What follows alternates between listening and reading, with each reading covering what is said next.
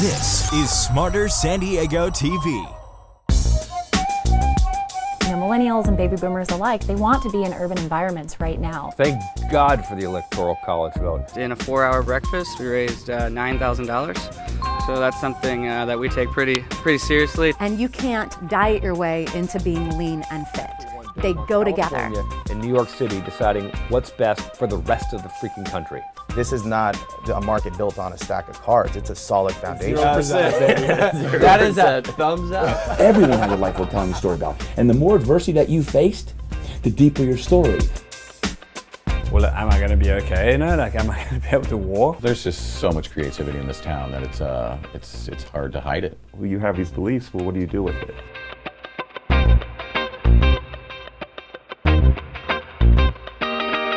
Now it's time for a one-on-one with our favorite patriot and veteran advocate.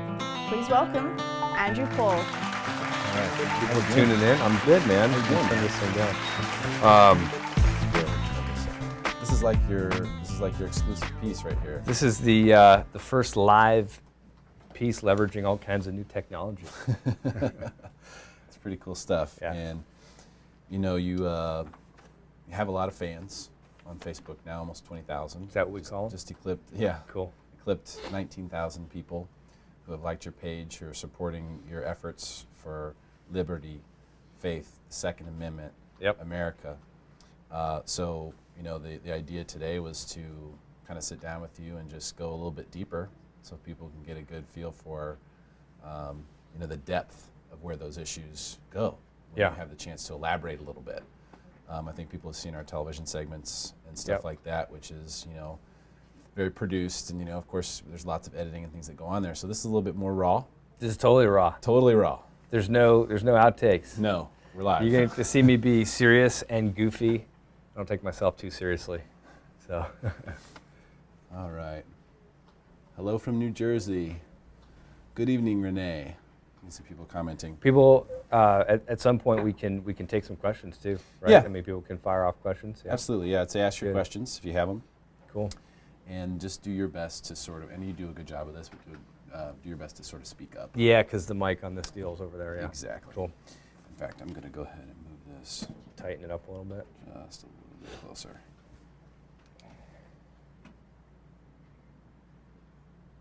Claudia said you can't really hear you, Derek. What's that? FYI. Yeah, it is kind of hard to hear, Derek. That's okay. We don't need to hear me. All right. All right. So we're ready? Yeah. All right. Let's fire this thing up. Okay, so, you know, Andrew, one of the things that's really interesting, a lot of people saw you on Jocko's podcast, going in depth, you know, telling your story about your time in the military as a Navy SEAL. Of course, you guys were sharing your story about Mike Mansour that day. Yep. Who was a buddy of yours. But let's go back a step even further. Like, you know, when did it all begin for you? I mean, when did you you know, decide like, hey, I'm going to join the military? And then at some point you must have said, now I'm going to try to be a Navy SEAL, which is very difficult to do. Yeah. So, you know, I know right now too, we've got a lot of people who are kind of waiting to log in, so we'll kind of take it slow. Sure. Jocko's deal is cool. He's a brother and done some great stuff. And I've had a ton of fun putting this page together. At first, you know, you and I have been friends for years, and at first I was a little hesitant to do this page. You know, I'm not really the type of person who wants to get out and say, look at me. And so like the one caveat was about this whole thing is I don't want to make this a look at me. But over the years, what I've found is that, you know, my story, the experiences, the setbacks, the challenges that I've been through, it resonates with people. And so if I keep those challenges, those lessons learned, and that can help somebody, if I keep those to myself, then that part of it is selfish. And so I've had a lot of fun doing, putting the site together and sharing some of my thoughts on things, and the response has been tremendous. I mean, I've had people, after Jocko's podcast in particular, I mean hundreds of people who have reached out to say, hearing your story really helped me. And that's humbling. It's humbling to hear that. And with that, really, for me, comes a tremendous sense of responsibility. I don't ever want any of this to be about me. I want this to be about the legacy of my brothers, lessons I've learned that can help other people just grow in their full potential. And to the extent that we can continue to do that, I'll continue having fun doing this. Yeah. So what about, because helping other veterans has been a big thing for you from day one, the moment I met you. That was the reason that we were engaging at the time. Right. Is that something you feel like is a big, goal for you with this page? Absolutely. I mean, that's the main goal. The main goal is I want to create a center where veterans can come together. We can highlight and talk about veterans' issues, either bring to light, either maybe educate the public or get veterans connected to the help and resources that they need. There's a lot of misinformation. Since I've been out of active duty and in the civilian sector doing mortgages, I've come across all kinds of people who want to help veterans. And so on the one hand, I find a tremendous heart of people who either have resources or a heart to serve and want to help veterans. But oftentimes they don't know how to get those resources to the veteran. Then over here, I've got veterans who I know who are struggling, who are going through different kinds of challenges. And so I'm hoping that maybe one of the things we can do with this page is to join those things together. Connect the heart and the resources for, look, I mean, maybe it's people who are extremely successful economically, who have tremendous resources and are like, man, if I knew a veteran needed this help, I'd give it to them, but where are they? How do I help them, right? Maybe we can use this page to connect those resources. So that's definitely one of the goals of this page. You know, we titled Andrew Paul Veteran Advocate, but I mean, that's what I want to use this for, is to help veterans get the resources they need and connect that to people who have resources, who have a heart to give and to serve and to help veterans. And you obviously went through a lot to become a Navy SEAL. All SEALs do. Sure. And do you feel like your time was maybe cut short in the service because of things that were happening back at home? Do you feel like you would have continued to be a SEAL, maybe even still be one today? I mean, you know my story on that, and sure. I mean, I wanted to be a SEAL like my entire life, So being able to just even go to BUD/S, like, so it's kind of a funny story. Like, I love the movie Rudy. All right, I don't know how many people out there have seen that movie or love that Rudy. It's one of my favorite movies. And you remember Rudy. Rudy is, all he wants to do is play for Notre Dame, right? It's all he wants to do. And throughout Rudy's life, right, he's shorter, he's smaller, he doesn't have all the same kind of natural skill and ability as the other kids growing up in that small town. And basically in that small town, you worked at the forge, right, at the factory. And his own dad said to him one day, what are you doing with these dreams of college? You're a Rudiger. That's not for you. And throughout my life, well-meaning people who, like, now my father didn't do this, just to be clear, but people who were friends of mine who cared about me had similar advice, right? It was like, come on, like, that's not for you. I mean, I got advice from people who were not SEALs telling me that I could never be a Navy SEAL. And these are people who were, they thought they were looking out for me, right? But like Rudy, when all he wanted to do was get to Notre Dame, and so all I wanted to do was just give me a shot to prove myself. Let me have that opportunity. And that's all I wanted to do. And I never forget the first day, I got to Coronado, and I got to the land of basic underwater demolition at the Naval Special Warfare Center in Coronado, and I felt like I was in the land of the giants, and a dream was coming true for me. And for me, I was just okay. I'm not going to waste this opportunity. I'm going to give it everything I've got. So wanted to be a SEAL my whole life. Certainly didn't want to.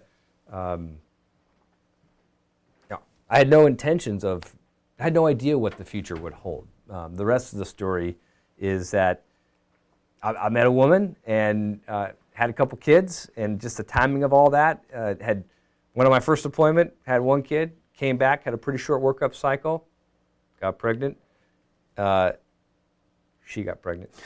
And of course, by the way, like in the teams, like everybody likes to joke, so we're like, guys are like, when we got the news that my ex-wife was pregnant, of course, they're all like doing the math. They're like, hey, now wait a minute. Weren't we away at like a land warfare training trip during that time? yeah, nice try, guys. No. But that's just sort of like how guys mess with each other. So, she got pregnant while I was between deployments, and so I had my next son while I was gone on my second deployment. And just the nature of the op tempo at that time, for me, they wanted me to basically come back and take another platoon and go right back out the door. And it wasn't in the cards for my family. My 2 kids basically on 2 back-to-back deployments, gone the whole time. My wife gives birth to the first, and then I'm gone right away. And then she's pregnant, does that whole thing without me. It was just, I had to make a tough decision to get off active duty. And so, yeah, I did a couple deployments, basically roughly 6 years on active duty. And, look, there's so many guys that have done 20, 25, 30 years. So if you just look at the service piece, I mean, my actual service really, it pales in comparison to what many other men and women have done. So I stayed in the reserves and still contribute there, but I was in at the right time. I got a couple great deployments under my belt, just happened to be in the right place at the right time. That's what you're looking for. I mean, that's what you're training for, Right. is the opportunity to go and fight for your country. I mean, you Yeah. guys drill constantly and Yeah. train constantly, Yeah. so that you get that opportunity. So in your mind, it was, you had gotten that. Maybe if you hadn't, it would have been a harder decision. Yeah, for sure. I mean, in the teams, guys, we talk about not chasing combat. Guys will try and, if they think that this team or this coast or whatever is going to be aligned to get that good deployment, guys literally will try. I never did that, and luckily it worked out for me. Everything aligned, and I got to do a couple of great deployments. Again, just right place at the right time.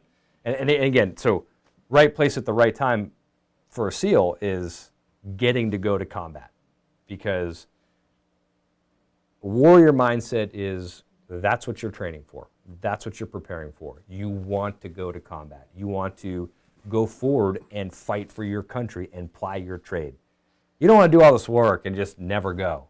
It's not because someone's a warmonger. It's not because somebody is looking to see things get destroyed. It's because we have a realization, it's a realist perspective that there are bad people in the world. There are bad things happening anywhere and everywhere. And so send me. I want to go. And so that's what you want to do. You want to go ply your trade and go to work. Now, in one of the books that's come out recently, actually within the last couple of years, I've always wanted to ask you this question. I've never asked you this. Mm-hmm. They talk about a special place somewhere. Maybe it's in Virginia. I can't remember, but a special place somewhere, and I forget what the name of it is. But it's basically where, if you're in the SEALs, you can go in there and they'll make you any gun you want, or any kind of hookup, any kind of. Sounds good to me. Let me know if you find out about it. I'll take it. Does that exist? I don't know. Not that I'm aware of. If you find out, let me know. Okay. We have some people chiming in here. Hello from Michigan, from Rhonda. What's up, Rhonda? Good evening from Renee. Hey, Renee. Hello from New Jersey, from Irina. Irina, thanks for joining. Raz Schaefer says, hey, AP, great to see you on here. Keep it up. Thanks, buddy. Jody Knox says, hi from California. Dan says, a veteran from Virginia Beach, I salute you. Keep up the good work. I really didn't get much help from the VA, but there are more vets out there worse off than me. Yeah. Yeah.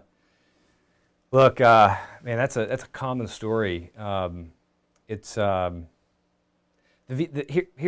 reality. First and foremost, the VA just cannot solve all your problems. And I'm not saying you said that, by the way. There is certainly, however, I think among maybe the public, that the VA is failing veterans. And hey, there's a lot of places where the VA is not doing what they should be doing. It's a large government organization. Do you expect efficiency? Hell no. So the VA is never going to solve all the problems. They're just not. And to expect that they will is just placing your hopes in the wrong place. Again, I know that's not what you said, but I just want to kind of set some expectations for the public and for my fellow veterans. I mean, there are resources at the VA. The VA should be a lot better at getting those resources to the veterans who need them. But I also am the type of person who is going to say, look, I'll put one iron in the fire with the VA and hope the VA can help me out with that, but then the rest is going to have to be up to me. And not just up to me, but how about us veterans? Look, us veterans are tremendously capable people. Never forget that. And for example, I'd love to connect with other veterans who are out in the business world, building their business, whether you're in insurance or whether you're building a solar company or something. I mean, whatever business you're in, if you're a veteran, hey, let's get veterans together to help refer one another and connect with one another and help build each other's businesses and share lessons learned. If you're further down the road, like, hey, here's a good piece of software to help you manage your customers or things like that, rather than reinventing the wheel and stumbling along until you figure it out. I think us veterans, and this is something I hope that we can do through this page, is that us veterans can get together and help each other build our businesses. And then, you know, the other great thing is that I know there's tons of people in the civilian world who want to help veterans succeed in their new life as well. So, hey, if you've got an opportunity for a veteran, or you know a veteran who's running some kind of business, or you're like, hey, I need to buy a new car. I'd rather buy it from a salesman who's a veteran, so I know it's going to go help out that vet. Well, let's try and connect those people. That's something I'd love to do. But the bottom line is yeah, man, the VA is just, it's never going to solve all the problems.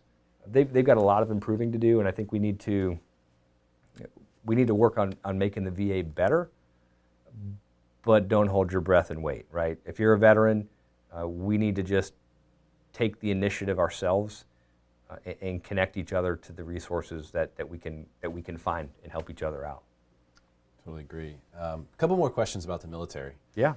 What was your most excited, or the time where you were the most maybe nervous, maybe excited, maybe both, when you were on deployment, you were out there, you were fighting for your country? Was there any particular moment that just sticks out to you as a memory that you always think about, that always makes you proud?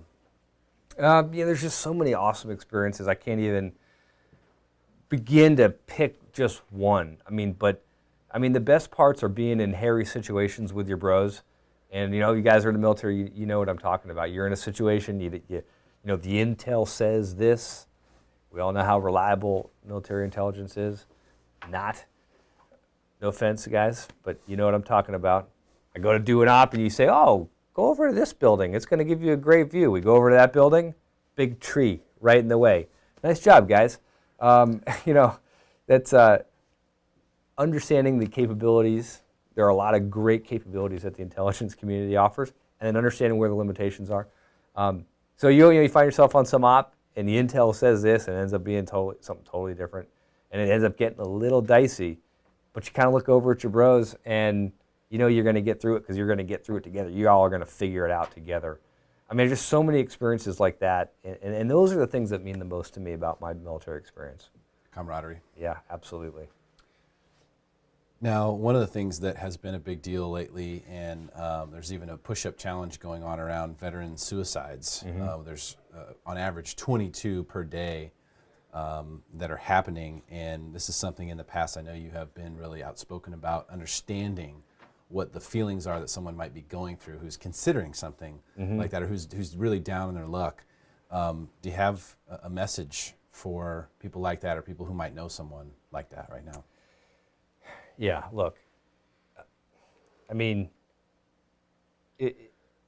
depression is such a challenging situation, and I think when you're in that situation, it feels like nobody else could possibly understand what you're going through. I would just share with you, and I'm not a counselor, but I'm a military guy. I've had challenges and setbacks in extremely low moments. Just look at the size of our civilization and the history of our civilization. People fundamentally have not changed in 5,000 years. If you're feeling something, it's not unique. And I'll only tell you that because it's good to know that so many other people have similar feelings, and you're not alone in that. And you got to take some comfort, and sometimes the guys are going through stuff and they just aren't expressing it. And so you think, man, I'm the only one who's feeling this. And then you come to find out other guys had similar thoughts or challenges or feelings. And when you can connect and connect, like truly connect with another bro, you find out that we all struggle with similar challenges. Nobody's up all the time and just nobody's got it all figured out. But you have accomplished things in your life. You've got to look back to those moments where you've overcome challenges and setbacks and know that you have inside of you what it takes to overcome this too. And look, going through BUD/S, for example, and that's just some of the stuff I can draw experiences from. A lot of guys quit BUD/S because they look at the whole problem and they think it's just so daunting. And I think if you're really in a low place and contemplating taking your own life, I think sometimes that can be when you look at the problem and you think it's so big, there's no way I can solve all this. Yeah, you may not be able to solve all of this. But how do you eat an elephant? One bite at a time, and bring your friends. And don't try and solve the whole thing at once. Just solve one piece at a time. And get some help from a buddy and connect with another vet if that's the position you're in. Another thought I've had is that, if you allow the scars, if that's what you want to call them, the things that challenge you from combat or your time in the service, if you allow that to get the better of you, in my mind, that is giving the enemy continued victories. And I don't want to give them any more victories. I'm not going to let them hold dominion over my life. And you want to beat them? You want to crush the enemy? Yeah, you, your bros, me, we want to crush the enemy. And I'm not going to let them continue to have any kind of victory. Doesn't mean you're not going to feel things, but you got to keep fighting. One step at a time. One punch at a time. One round at a time. Just bit by bit, inch by inch if you have to, right? Someone said life is hard by the yard, it's a cinch by the inch. So give that a shot. Very cool. And an important message, I think, right now in the community. Let's shift to faith. What is faith to you? Why is it so important to you? For me, my faith is extremely important. And I know, this is like right now where I could probably lose a lot of people. I get it. It's not for everybody, and I'm just not the kind of person to proselytize and shove my faith down your throat. Not interested in that. But I know there's also a lot of people out there who are interested and want to hear that. And I find myself to be kind of a transparent kind of person. So I don't mind sharing. Just know this is coming from a place of, this is my personal belief. And I fully respect your opinion to have a completely different belief system or no belief system if that's what you choose. So just know that's not where this is coming from. But for me, in my life, Jesus Christ and my faith has carried me through a lot of hard times. And there's just so many opportunities through daily devotionals and through hope that have carried me through. Faith and hope is in fact where you have to trust. You have to believe that God's got a bigger plan for you. And I believe that. And that sometimes is all that it takes to take that next step. Even though you can't see that next step, you have the faith to take the step even without seeing where it's going to go. That was Indiana Jones and the Last Crusade, right? There's those 3 final tests that he has to go through. And it's a great depiction of that. He has to have the faith to leap. And he knows, he looks across this big void and he goes, nobody can jump this far. So he's not asking you to jump, just take a step of faith. And that means taking that step maybe without seeing what's in front of you. For me, it's worked. And understand sometimes that when you pray, just know that the answers don't come in our time, they come in God's time. And actually, I think that's a quote from the movie Rudy. Rudy is, I'll take us back to that movie. I didn't mean to do that, but he's sitting there, he's applying to, he's going to junior college, JUCO at Holy Cross, and he's wanting to go to Notre Dame, and he doesn't have the grades or the money, and so he's doing semester after semester, and he keeps applying and keeps getting rejected. And there's a scene where he's in there praying, and this pastor who's kind of befriended him comes alongside him, and he says, have I prayed enough? And he says, I'm pretty sure you've prayed enough. And he just says, I've learned two things in life. And he says, one of them was, there is a God, and I'm not him. But he tells them that, sometimes that the answers to our prayers, they don't come in our time. They come in God's time. And that's where having faith, to just continue to do the right thing, to chip away until the answers do come. But I have faith that you will come out the other side of your challenges with a little bit of faith in God. Very cool. We got a lot of reactions during that session. So let's talk about your boys and raising the next generation of men, leaders. Yeah. This is something you're very passionate about as well.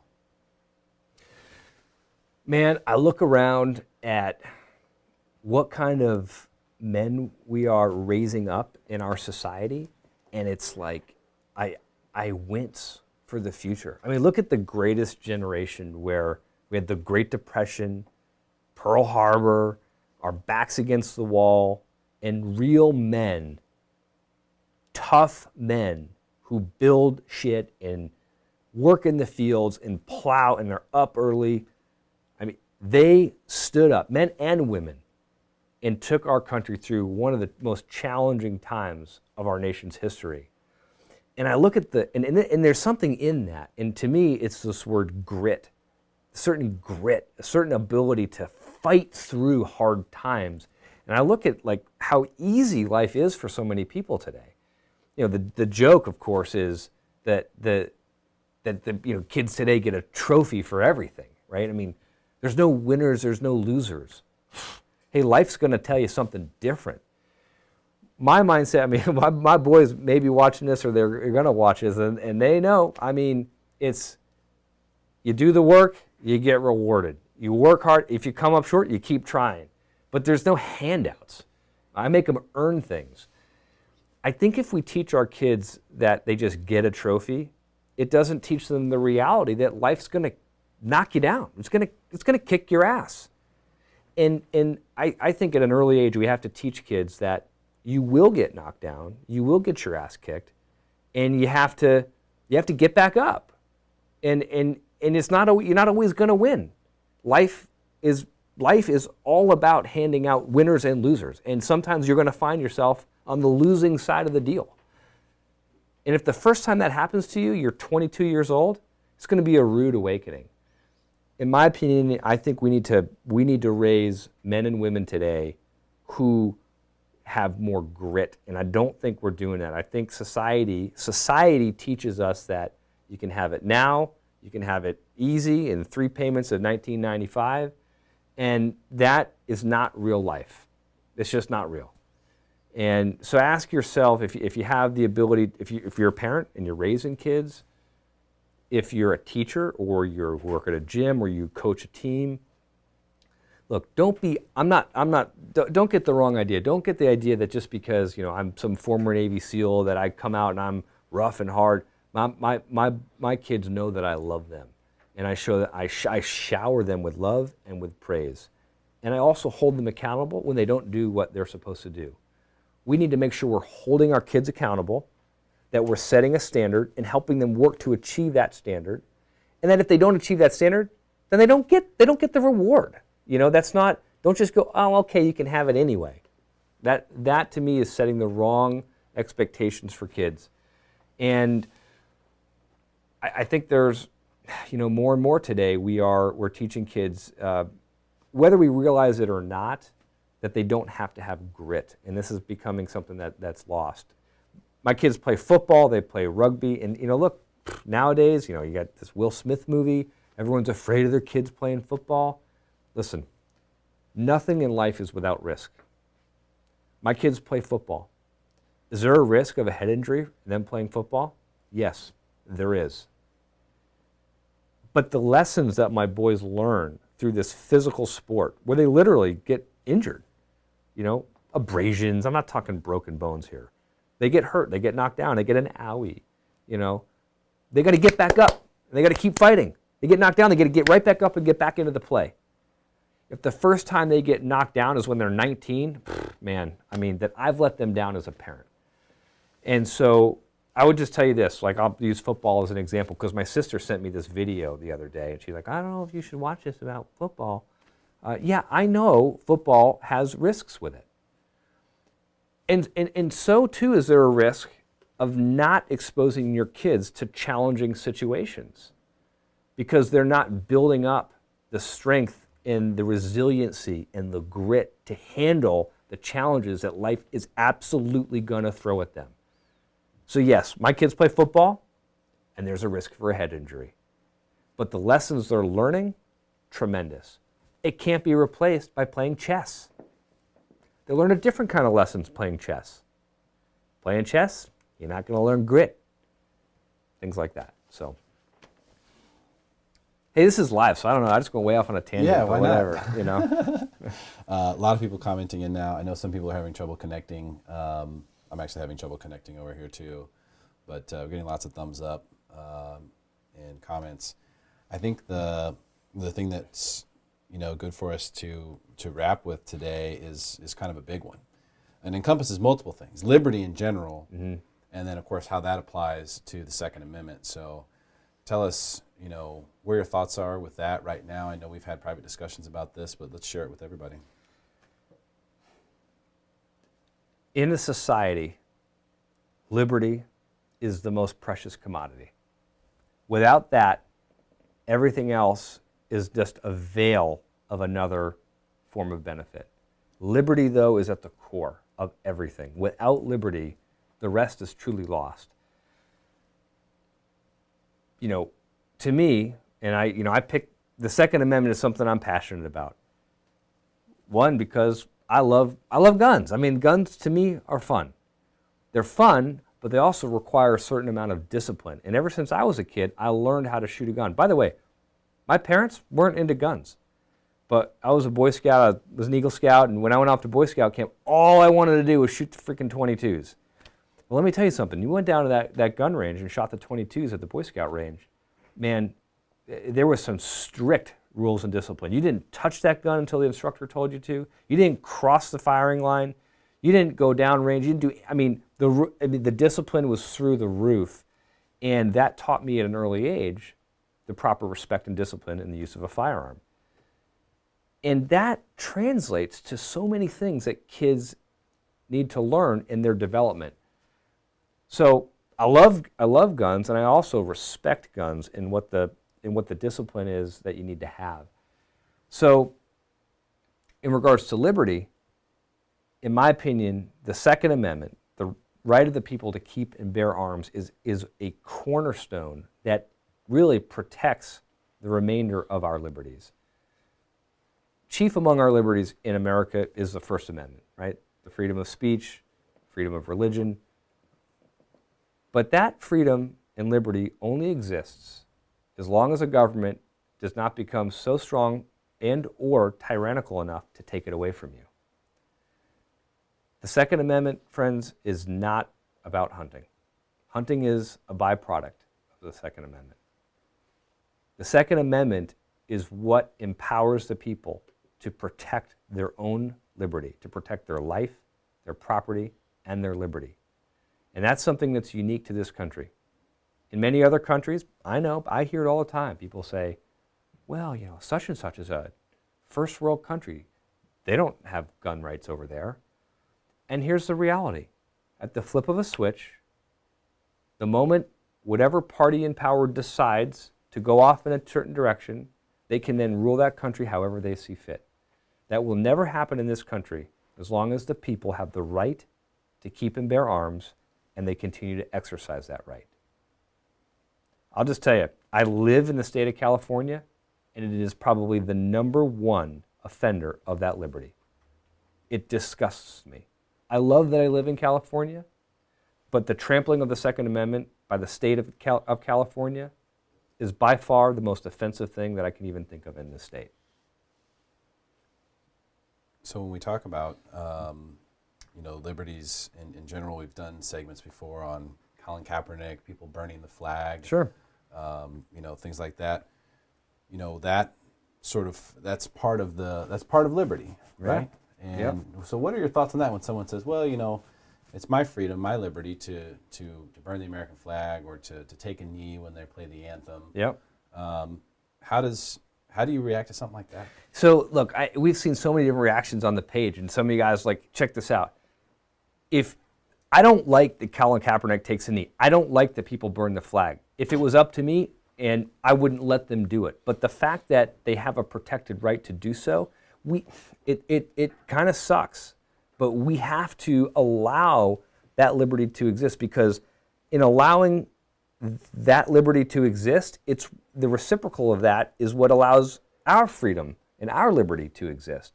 The moment we start to go marching off in a direction of saying, you can't burn the flag, you can't say this, well then what's next?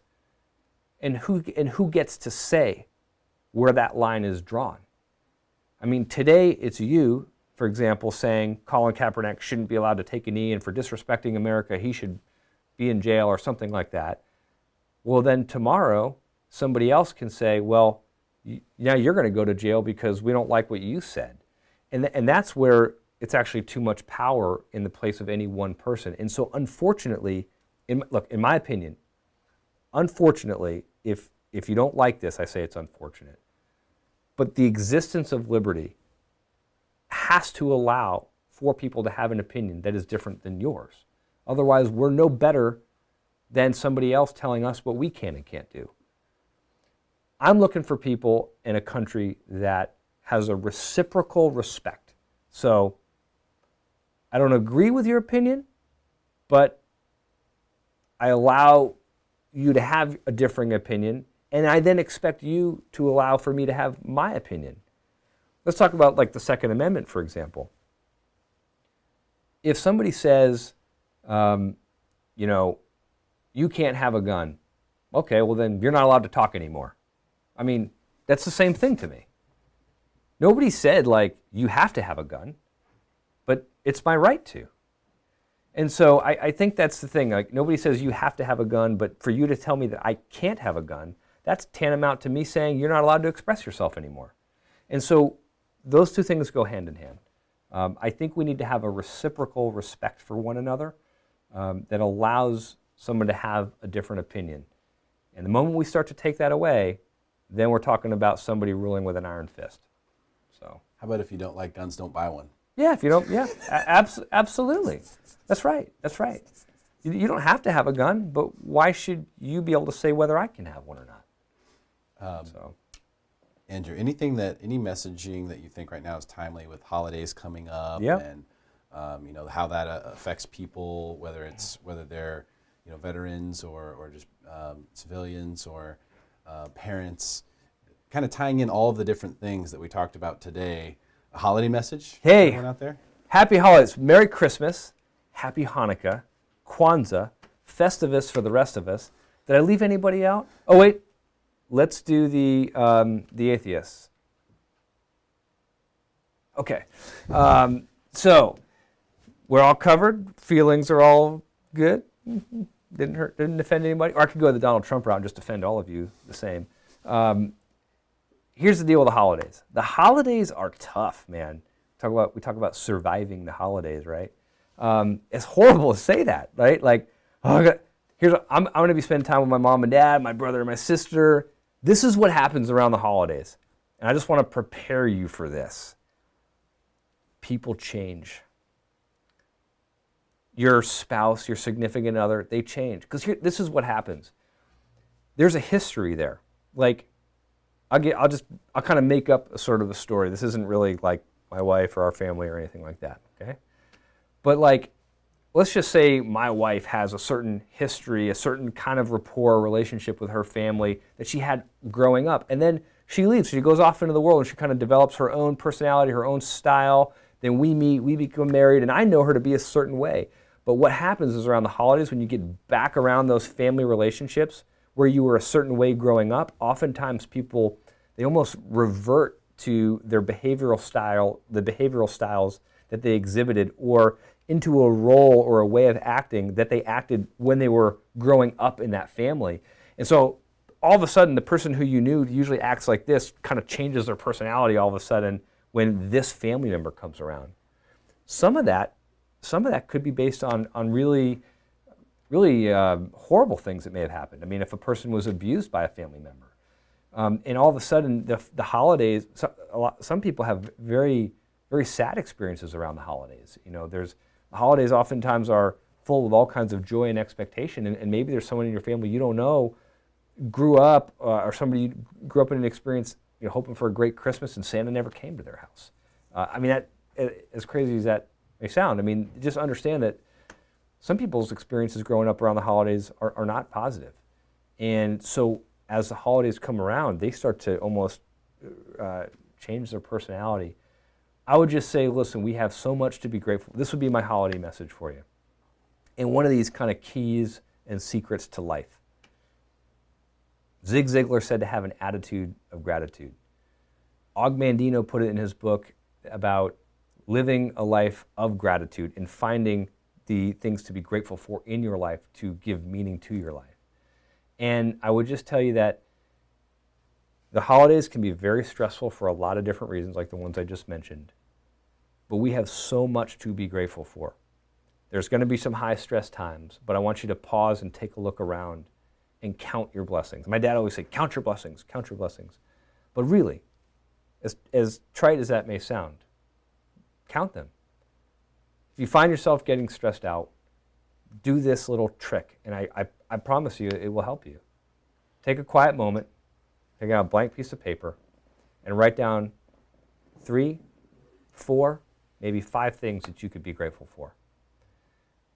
Maybe it's your health, and you realize you got a friend who isn't healthy, and you can be so grateful just to have your health. Maybe it's that you are surrounded by your family, as stressful as that may be, and realize you have some friends and some other folks who maybe don't have family to be around. Maybe you don't have family to be around, but take a look around and maybe you've got a nice roof over your head, and you got a fat wallet, and you get to have a nice dinner tonight.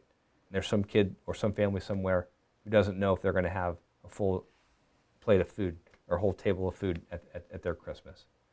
We all have things we're going through, but we all have so much to be grateful for.